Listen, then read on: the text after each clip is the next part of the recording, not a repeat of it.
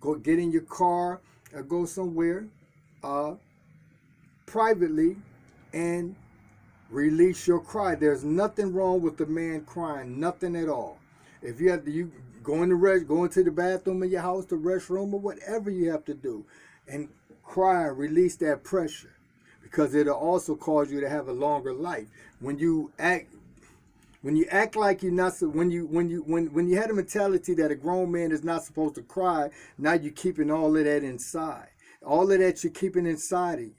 All of that pressure, whatever is pressuring in your mind, whatever you're thinking about hard, whatever is bothering you. You may even have a headache from it. You may be stressed about it or whatever.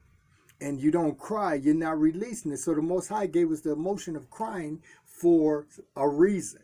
And that's to release the pressure, because this earth and this world is full of problems and situations that we're going to all be dealing with, different situations and troubles in our lives until our death day. So it's all right for a man to cry. So that's a lie. So never teach your children that a man is not supposed to cry. Women, don't think that your man is weak because your man is crying, or even if you might walk in on him or whatever and he start crying. Don't think that it's weak, because it's not weak. We're all made out of flesh and blood. We all are made out of flesh and blood. We all have emotions. So it's all right. You can still be strong. Still hold your head up like a man's supposed to, and carry yourself like a man's supposed to, and cry too. There's nothing wrong with that. Women, it's very important. A man wants a woman that's going to respect him. That's number one. A man wants a woman that's going to respect him as a man. Now, I have to say, and I'm not talking about the immature man, but women, if you have a man in your life and your man is mature, your man is doing his best to try to make you all's lives better. He loves you. He cares for you. He protects you. He doesn't do anything to tear you down. He's going out, whether he's an entrepreneur, whether he's going to a job, whether he works at a fast food restaurant. It doesn't matter if he works at whatever, as a janitor or whatever. If your man is a mature man, then a man wants to be respected.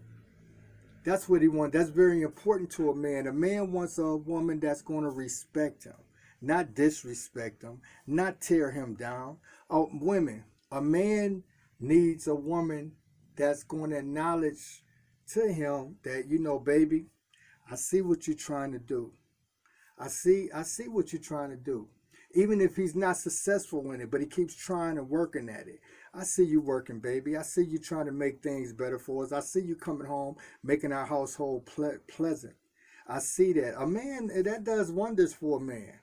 When a man, let me explain something to you women too. When a man does something for you, it's not because he's weak or you have him in the palm of your hand. A man would do a lot of things. A mature man, let me have to keep dividing that. A mature man would do so much for you if you just support him. I'm talking about in words, even words. I see what you're doing, baby. If you respect him, as a man, that man will go far for you and do just about anything for you. So those are things that is important to a man. A man wants to be respected by the woman that he's with. He don't want a hellraiser, somebody keep nagging him and all that. We're not perfect, but we strive for perfection. And we try to improve. A mature man tries to mature himself. But he also needs a mature woman by his side. He doesn't need an immature woman by his side. He doesn't need a fool, a silly woman. Because the scripture says it's better not just to live on the rooftop, but the scripture says, Solomon said in scripture, it's better for a man to live in a corner of a rooftop than live in a house with a contentious woman. Now, I'm going to let you look up the word contentious. because I'm not going to tell you, but that's your homework assignment. Look up the word contentious. A man wants a woman that's peaceful, that's understanding, someone he can come and talk to. Because let me say this, whether a man or a woman, like I said before, we're all human, right? So there's times in life where we become weak, where our mind, we just don't feel like being just like real strong right now, but we want to be, I gotta be, feeling a little weak right now. And when you see the man going through that period of time, he needs a woman that understands that he's only human, and that she can still, hey, I love you, I still respect you, and I understand what you're going through, and I'm here for you, and I understand you. That's what a man needs a woman to be. A man needs a woman that's going to encourage him. That does wonders. That does wonders to a mature man. Because a mature man recognizes a mature woman. If he's mature and he's living and acting like he's mature in his life, when he has a mature woman, he understands that. A mature man doesn't let this, like I say, this world dictate the system in the industry dictate to him how we supposed to think. When he hears foolish stuff, he knows, I ain't taking that in. That's stupidity. You see? So that's what a man needs a woman that's going to keep the house peaceful. Now we live in times, this is not the 1950s, 1940s, 1960s, where a lot of times way back then, it only took, you can live really with one income, and the man worked and the woman, pretty much stayed in the house and took care of the children, took care of the house duties and all that type of stuff, while the man went out of the house. But now we live in a time, because of inflation and how greed is and how they overprice so many things in the world. So now it takes two people basically to work to run an income, to run the household. So it takes the man and the woman in most cases, in many cases, both to go out and work and to bring income into the house because of inflation and the cost of living, the prices of the cost of living.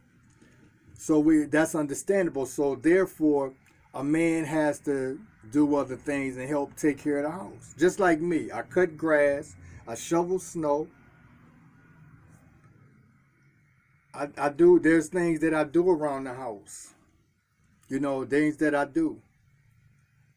I work a lot, so I have daughters, so I let them, they do the dishes, and my wife do cook, and they do the little more things at the house since I work so much. So a lot of times I'm out of the household working. But men, women, we need mature women. I'm saying women, we need mature men. Men, we need mature men. You see, so those are a couple things right there that I named that a man needs that's very important. A man just wants a woman to respect him, to love him, to care for him. When that man, when he's going out and he's doing something, hey, let the man know, young lady, I see what you're doing. I see you, and I just want you to know that I see you. That does wonders. Because if the woman doesn't, then you go out, whether you go out wherever you may be at work or whatever, another woman is said. And it goes vice versa. I know, men, you need to step up too. Love your wife. Seek maturity, seek wisdom, seek knowledge, seek understanding, seek peace. That's very important. Peace. Peace is priceless to me. I seek peace. I want peace. I'm talking about in my household, because home, and I'm speaking to the man and the woman, home is supposed to be a place where you step to and where you go to that is peace, that is comfort, no tension, as less as possible. And that person that you love, if you really love them, so woman, wife, If you really love your husband, then you would do all you can to make his life comfortable. And you won't bring stress into his life. You won't bring confusion into his life. You won't bring violence into his life if you love him. And same thing with you, man, husband. If you love that woman that you're with, that the wife that you're with, then you're not going to bring confusion, violence, a dislike, or any type of turmoil in that young lady's life or in that woman's life. You're not going to do it. Because if you really love is an action word. So if you really love each other, then you're going to do as much as lies in you to make that person's life peaceful. If you don't care, action always speaks louder than words. If you really don't care for that man, or if you don't care for that woman, then you're going to bring turmoil into that individual's life. You're going to bring violence into their life. You're going to bring hatred and dislike into that individual's life. You're going to do things to cause problems in that individual's life. And that's what you're going to do. Why? Because you can't say you love a person and you always doing stuff against them. That's impossible. That ain't even what love is. When you love an individual, then if you do something against them, oh, it hurts me. I didn't mean to. I love you. Please accept my apology. I didn't mean to. And then when you're not feeling you're not feeling right, or you're not you're not, because we all get, I'm feeling a little irritated right now. I really don't need to be around people. I really need to be by myself right now and think. So let that be known to your wife. Let that be known to your husband. Let it be known, hey, I just need this little time by myself, so I'm going to go here, or I'm going to go in the back and just think about it, because I don't want to take any type of irritation or anything that I'm going through right now out on you. Maybe we can talk about it later. But right now, I'll just ask you, could you just, just show me a little respect, or just give me a little space right now so I can go and just think and be by myself. But I love you, and I want you to know I love you. You see, that's what maturity is. That's what love is. Now, for me, I needed somebody to tell me these type of things when I was coming up as a man, as a child. I needed somebody to tell me this type of stuff, because I was so broke and so tore down and got so abused when I was a child. I didn't know if I was coming or going. And when I entered into relationships, my high school sweetheart, I had no business being in a relationship. When I got married, I didn't have no business getting married. I didn't, because I wasn't mature myself. I had so much, my mind was like this. I was trying to figure out who I was as a person. So what am I doing standing at the altar trying to marry another woman? Especially if she got problems too. So when I looked at a woman for her body. She had nice behind, nice thighs, nice hips, nice breasts, pretty face, kept her hair done. Those are the type of things I looked at. And I didn't look at the woman's mentality. I didn't look at, were we compatible mentally? I didn't look at all of that. I didn't look at, okay, let me see the type of things that she went through in life, and her hurts and her disappointments and her struggles and the things that happened to her. Is she going to use that against me? Is she all messed up in the head? You see? So I needed somebody to tell me, hey, Tommy, look here. When you get older and you look for a wife, before you get married, make sure you got yourself pretty much together. And when I say that, I'm not talking about financially, but I'm talking about as a person, stable as a person, knowing who I am, knowing who you are as a person, as a young man, as a man, and standing strong and knowing who you are. And then, only then, did I have the right to marry a woman. And really to make sure, instead, I needed somebody to tell me, no, just because she got a sexy walk and she got some nice thighs behind, and she's pretty, she's sexy, and all of that, you got to look past that, Tom. You can't be looking at that. I needed somebody to tell me that. Look at her mind. See where her mentality is. See where she want to be in life. Do she just want to be a drug head? Do she just want to smoke weed all day? You see what I'm saying? Just like with me, cursing turns me off for a woman. So those type of things I knew. Smoking, I never did care for a woman to be with a woman that smokes, and definitely a woman that does drugs. That's not me, because I don't do that. I don't smoke. I don't do drugs. I didn't want a woman that smoke and do drugs. I don't curse. I never use profanity. I mean, I went through periods of time when I got angry. You know, in past times I threw a little profanity in there, but I never said severe profanity. I never even wanted to be like that. You see, that's not me. So I didn't want a woman that talks and use profanity and all that neither, because I don't even think it's ladylike. And it's a turn off for me. So I needed somebody to tell me that and start installing that into me as a little child. And I'm telling you this because this is what you need to do as an adult, as a mother, as a father, as a guardian over whoever child, even your nephews, your nieces, and whoever, instill to them. But first, before you can instill wisdom, knowledge, and understanding into that child, you have to maintain and have wisdom, knowledge, and understanding within yourself and as a person, because a fool could never teach a child wisdom, knowledge, and understanding, because they don't have it, they lack it. So these are some things that need to be understood. And those some things I needed to be told.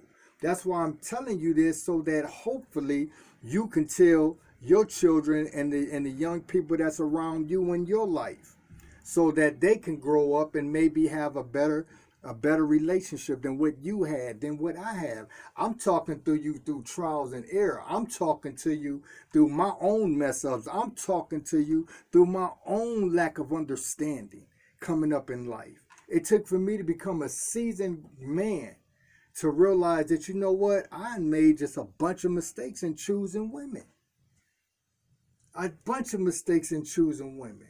I needed to be, that's why I had two brothers and different people that I know that's been with their wives for 40 years, 30 years, 25 years, 35 years. And I always tell them, you know what, I like to see that. And I give them their compliments, man. I think that's a wonderful thing, because I wish that's what I had. I would love to have been with a woman and a nice, mature, mentally sound woman for 35, 40 years, 50 years, or whatever. I would love that, because I know what type of person I am. I know what type of person I am. So I'm talking through you through my trials and errors, and that's how I learned, through my own mistakes, and suffer from my mistakes, even to this day. You see, because I needed somebody to kick that knowledge to me and put me in. And I say this humbly before you, I consider myself a seasoned and a smart man. I'm totally opposite from what I used to be when I was a child, and when I was a young teenager and in my early 20s. I'm totally different, a whole new different person, totally different. Nothing like that anymore. You see, the Most High done a great work on me, and I give him all the credit and all the glory in front of you, and I give him all the glory because of the work that he's done on me. He has created me to be a solid individual, a mature and a seasoned man, and I give the Most High glory for that. And I say that in all humbleness. But still, in my growing and as a child, I needed a man to sit down. If my father was mature, which he wasn't, and he wasn't in my life, going to church, and the pastor itself is a fool and a womanizer. I never had no example. In the neighborhood growing up, even the older men, running women, talking about women, downgrading women, calling them B's and H